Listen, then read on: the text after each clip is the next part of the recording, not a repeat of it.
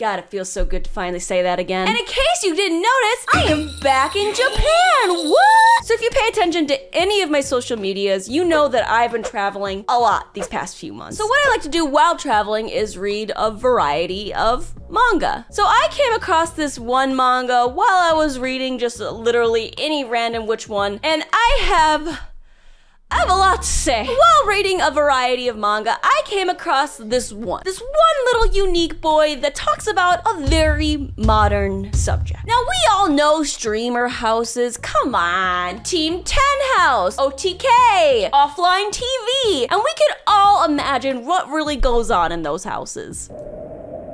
That was said with the least lewd intention. It's a place that we can imagine is filled with cool streamer bros that we have deep parasocial relationships with. Cute e-girls that are there at your beck and call just waiting for your senpai lovin' to give them the ugo kiss and do some sweet quirky meme dance for you that trend-wise won't really last that long, but it'll blow their asses up on TikTok. And honestly, fanfic writers could only dream, because this is truly what streamer houses are really like.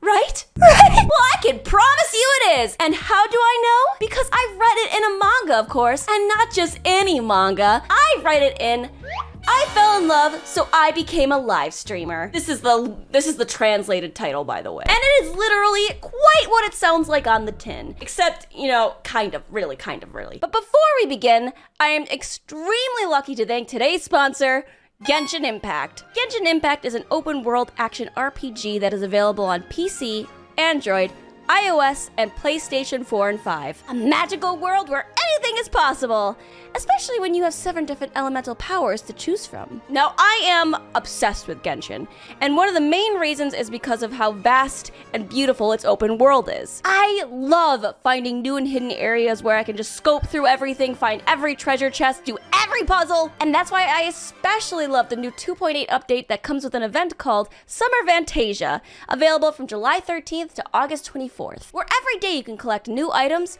or do new challenges such as Reminiscent Regimen, where you play co-op with other characters and defeat enemies to collect coins that you use to buy other items. You can also find the 20 missing conches, and once you do, you can unlock Fischl's new outfit, which slaps by the way, and a new banner where you can roll for Kazuha, Klee, Yoimiya, and a new 4-star character called Shikanoin Heizao. I really hope I said that correctly. So what are you waiting for? All the links to play this addictive game is in my description, so click it. I promise you, you will be missing out. I genuinely love this game, and I cannot recommend it enough. It's a manga about our main character, Yu, starting high school and moving into a house with a bunch of 15-year-olds that have no adult supervision because anime, and every single other 15-year-old in that house is a famous live streamer. But none of the 15-year-olds know that the others are live streamers. It's quite a hidden identity thing, which is very funny to me because there's like a total of 7 people in this house, and they're all live streamers. Are you telling me none of them woke up at 3 a.m. to somebody yelling while streaming? That just doesn't seem probable to me. So the story is quite straightforward, except you're gonna throw in a little bit of ecchi harem in there. You see, 3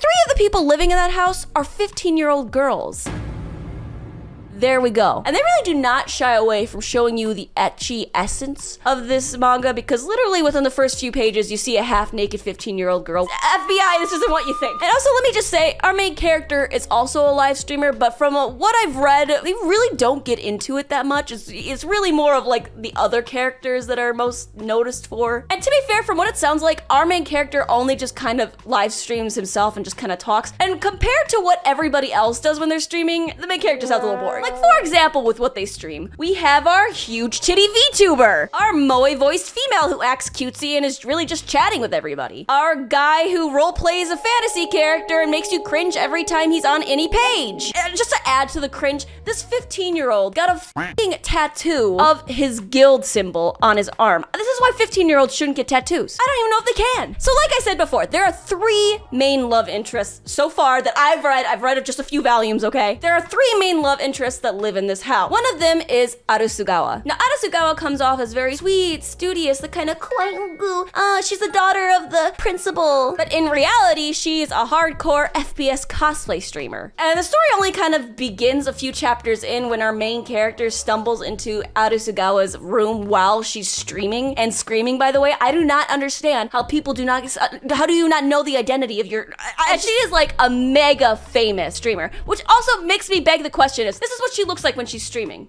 Are you telling me you don't know what she looks like with her mask off? Literally, this is the only thing she's hiding. But things start getting a little spicier after our main character sees that because, she wants him to keep her secret that she's actually a streamer when she's not, and she's supposed to be like, have the appearance of somebody studious and serious and just the most perfect girl. And then she actually starts showing more of her real personality. And the other two main love interests in the house named Jimmy and Sora also start to show their personality a bit. And it's kind of heartwarming. It's kind of nice, I'll say it. Honestly, so far, up until this point, nothing really screamed special with the relationships in the story. It honestly just kind of comes off as your typical rom-com. But being able to interact, get to hear about what they think of it, what their aspirations for the future of, how do they get into this, it's actually quite interesting, even if it is, fictional. Because how many stories can you hear about where you hear about genuine people talk about why they got into streaming or what their aspirations are, and then it's just genuinely them. It's not like they're interviewing them, it's what they actually feel like doing. And it feels oddly realistic. And even though it is heartwarming for each girl, no matter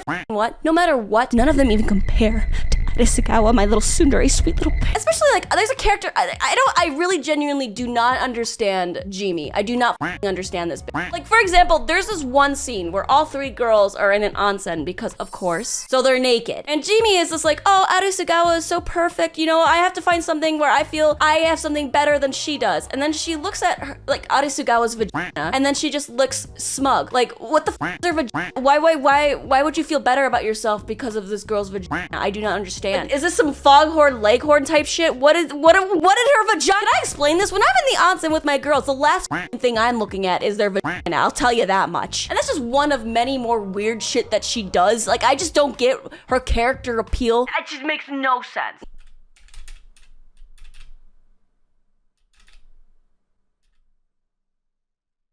Oh, shit, it's not her fucking vagina, it's her tits! Now, it might seem like I'm not talking too much about this series or saying too many more deeper details, but that's because there really isn't much. It is your typical rom-com where you can kind of just dumb out to and not really get invested or too invested into the characters or the romance, but really just kind of enjoy the ride. And one of the things I can't help but just really like about it is that it is, once again, about such a modern topic like live streaming. Because streaming has definitely blown up a lot. So seeing a manga depict something about such a niche thing, but that's not really niche anymore, is interesting. I mean, you're not going to learn anything about streaming. I mean, we didn't read Love Hina to get into Tokyo U, That's a bad comparison. Either way, the story is still ongoing. It is quite heartfelt and heartwarming. The art is gorgeous. Like, when you get those really heartfelt scenes, and the author goes from 1 to 100 with coloring in the pages and just making it even more gorgeous so you can kind of get that feeling of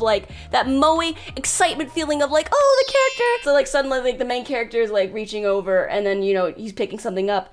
And then the girl's so grateful. And then all of a sudden there's color! There's color. And she's like, oh, thank you. And then your heart donkeys, my guy! It donkeys! That is definitely another appeal that I definitely can see why this manga is so big. Because I've heard of this manga a lot. I'm actually surprised by how many times I've heard it. Because it seems like such a niche title. So if you ever into kind of finding a uncomplicated, very straightforward, but sort of exciting modern series, this might be the top one right now. Not many pieces of fiction right now, especially in the anime manga world, there's not too many that deal with the topic of live streaming. So being able to enjoy and read even one piece of media that has it, it's a luxury, and no matter what, I'm grateful. But yeah, this is just a quick little thing I wanted to share with you guys from one of the manga I've read recently. Sorry, not enough titties, I know. Please believe me, I am trying to get over it. I'm getting back into the swing of things now that I'm back in Japan. I am going back to working as much as I did before, and just please expect some good schniz along the way. I got some ideas that you should definitely be concerned about. Either way, thank you guys again for watching my video. Please remember to like, comment, and subscribe. And if you are thinking about supporting this channel, then please check out my Patreon links down below. I'd also like to give thanks to my patrons: Alfonso M6, Andrew Thomas,